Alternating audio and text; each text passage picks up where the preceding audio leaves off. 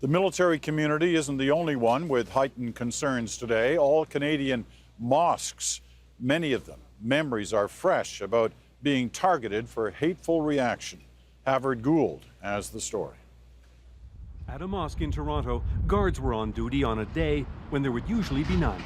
But this is no usual day. Across Canada, Muslims are bracing for a backlash, saying it is illogical, unjustified, yet expected.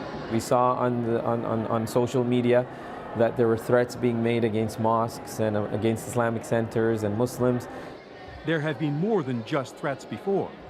In 2006, police raids swept up the Toronto 18 as they became known. Mostly young men said to have been inspired by Al-Qaeda. Right after the arrests, this Toronto mosque was vandalized, more than 24 windows shattered. Today, those worshipping at the mosque fear a similar reaction now. The fear is there that there could be a possibility of a backlash. We're not hoping that it will happen, and we are praying for that not to happen. In Ottawa today, Liberal leader Justin Trudeau pointedly reached out to the Muslim community. In French, saying yesterday's attack was a criminal and not a religious act.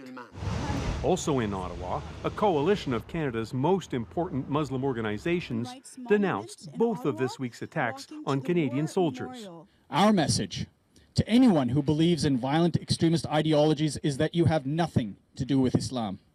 And there were other gestures. Naheed Nenshi, the mayor of Calgary, who is also one of Canada's most prominent Muslim politicians, happened to be in Hamilton and stopped by that makeshift shrine to pay his respects. It's horrible. It's really horrible.